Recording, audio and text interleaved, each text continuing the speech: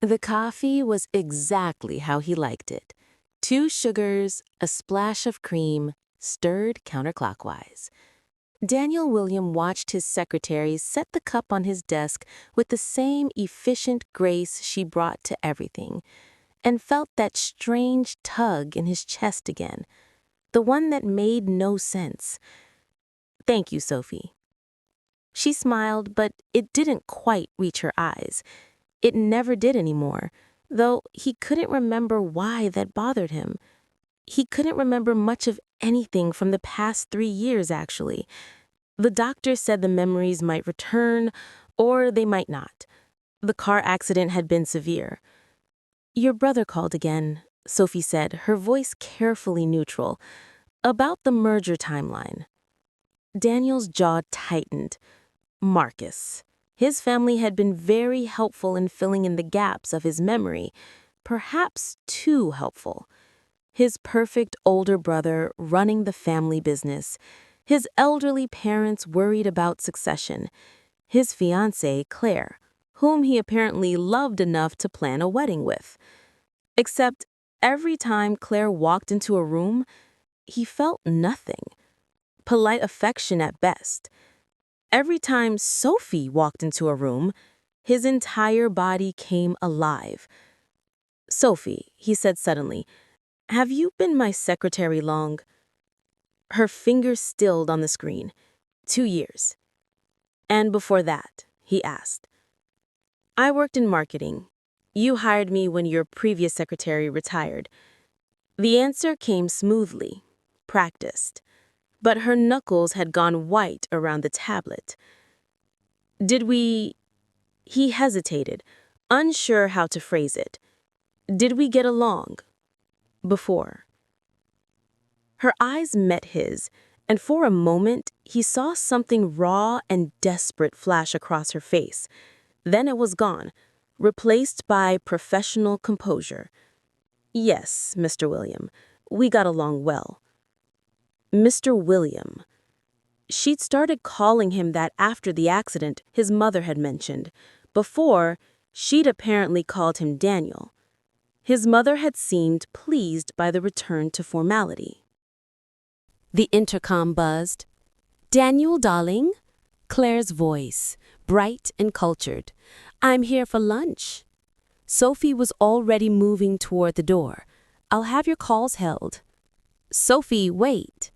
But she was gone, and Claire was sweeping in, all blonde elegance and designer perfume. She kissed his cheek, and he fought the urge to pull away. "You look tired," Claire said, settling into the chair across from his desk, the one Sophie usually occupied. "Are you still having those headaches? Mother knows an excellent neurologist in Switzerland." "I'm fine," he muttered. "You're working too hard. That secretary of yours should be managing your schedule better." Claire's tone was light, but her eyes were sharp. "Actually, I've been meaning to talk to you about her." Daniel's spine straightened. "What about her?" "Well, it's just, some of the staff have mentioned she seems a bit too familiar with you. I'm sure it's nothing, but given your condition, we should be careful about people who might try to take advantage." Her voice was low, as if she were confiding in him. "Sophie would never do that." The words came out harder than he intended. Claire blinked. "Darling, you don't even remember her properly. How can you be sure?" He couldn't. That was the problem.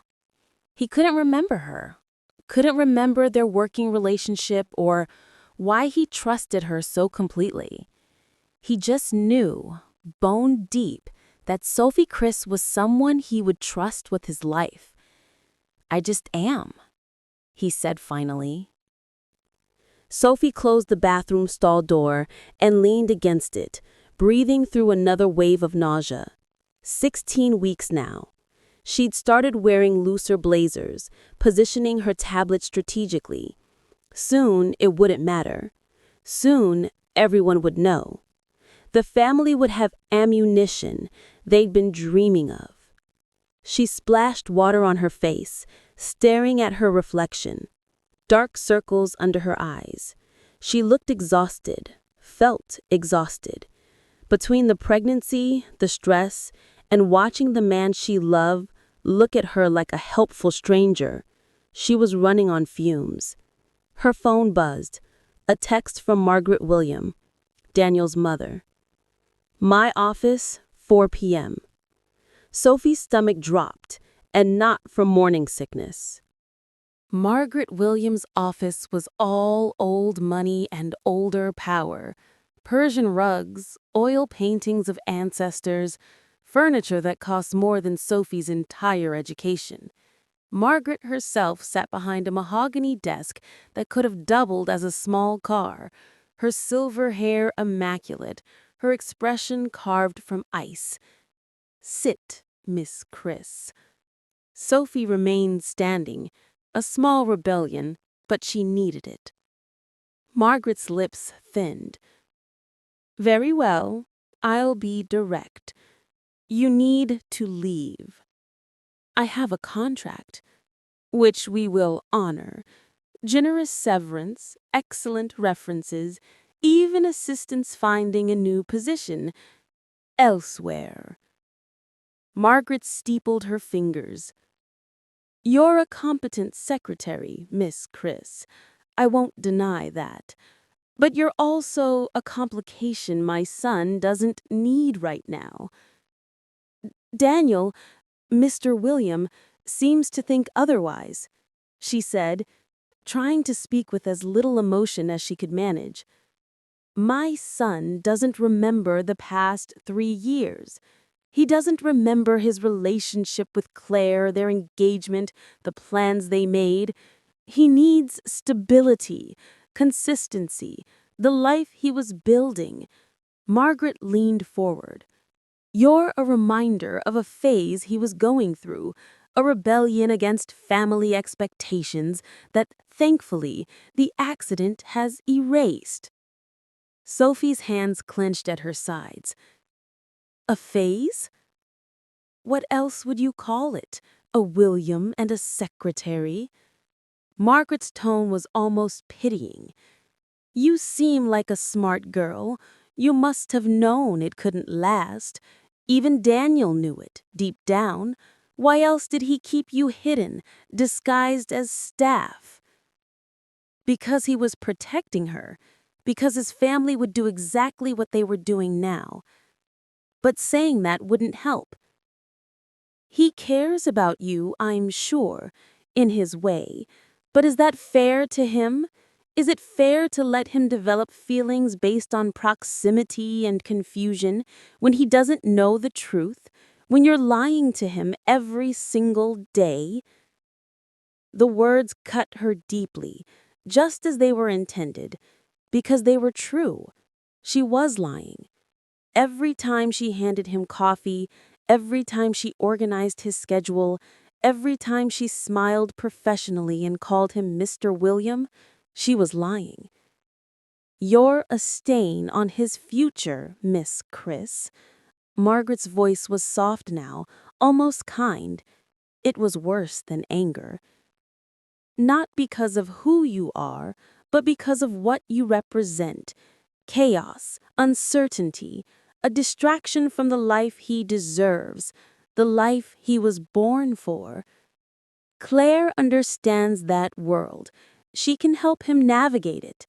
You, Margaret shook her head, you'll only pull him down. Sophie's hand drifted unconsciously to her stomach, still flat enough to hide. What kind of life could she give this child?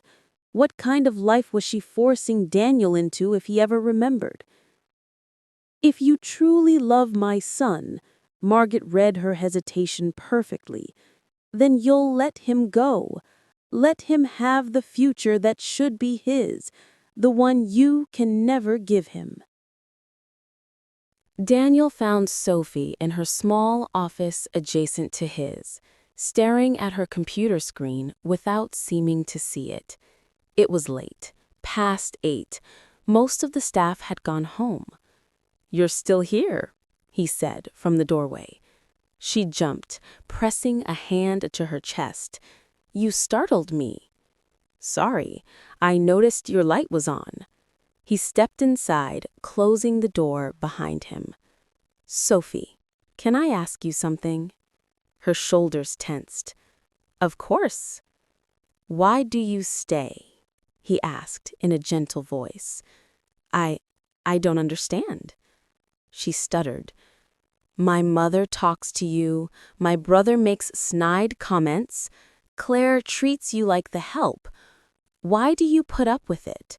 You're clearly overqualified for this position. You could work anywhere. Sophie's laugh was shaky. The job market isn't that good. Liar, he said simply.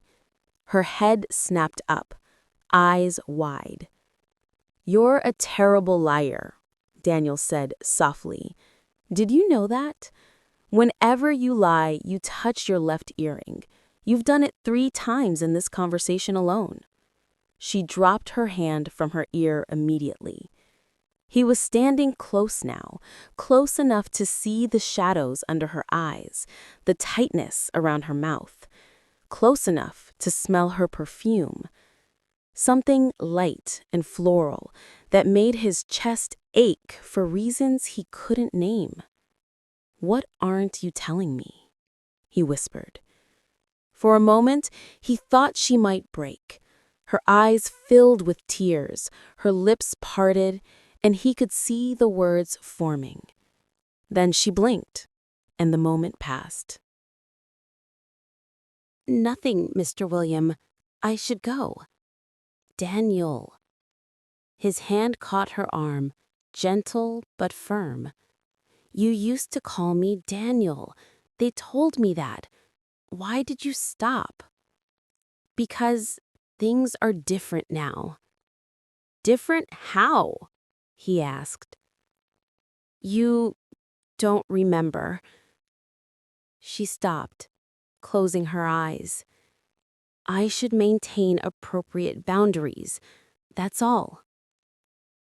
But she hadn't pulled away from his touch, and when he stroked his thumb across her wrist, he felt her pulse jump.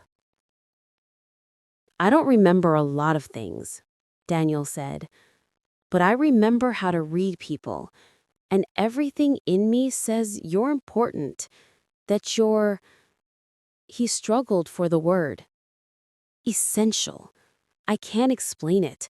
I just know I feel calmer when you're near, steadier, like some part of me recognizes you even if my mind doesn't. A tear slipped down her cheek. Daniel. There! You said it. He smiled. Say it again. I can't do this. She pulled away, grabbing her purse. I need to go. Sophie, he called out. Your family is right. I'm not good for you. I'm a complication you don't need. You should focus on Claire, on the life you're supposed to have. I don't want Claire.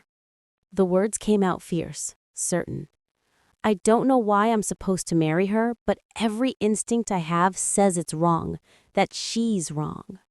Sometimes our instincts lie, she argued. Do they? He moved between her and the door. Then why are you crying?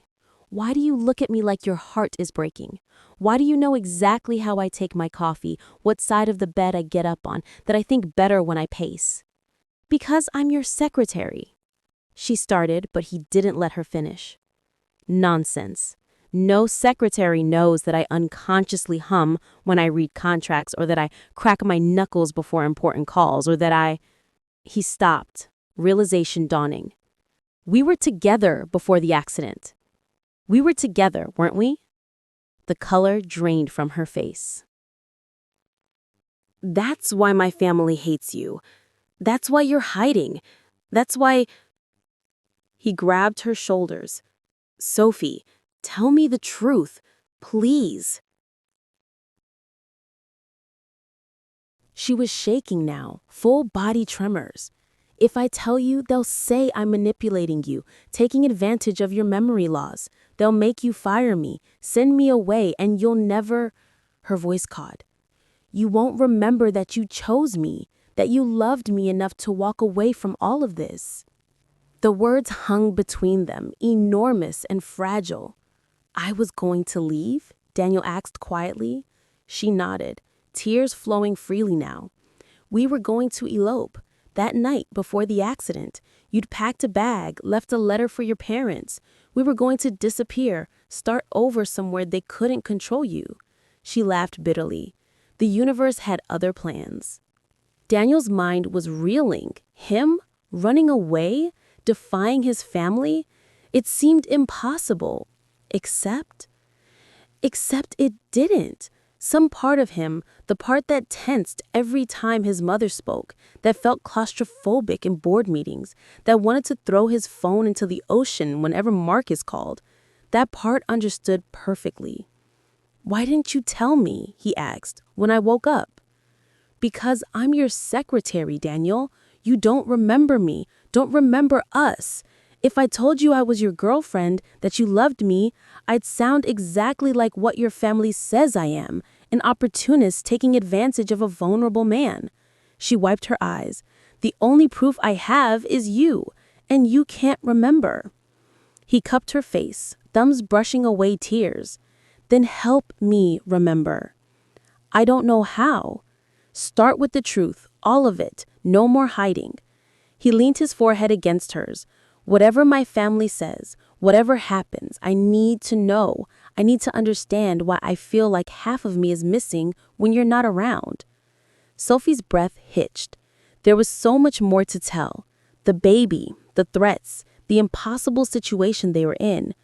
But for now, in this moment, she let herself have this.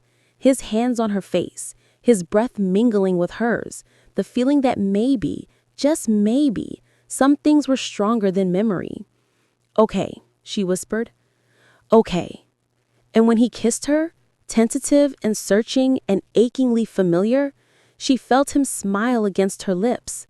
See, he murmured, my instincts remember, even if I don't. Outside the office, the city glittered with lights. Somewhere, his family was planning their next move. Somewhere, a timer was ticking on secrets that couldn't stay hidden forever.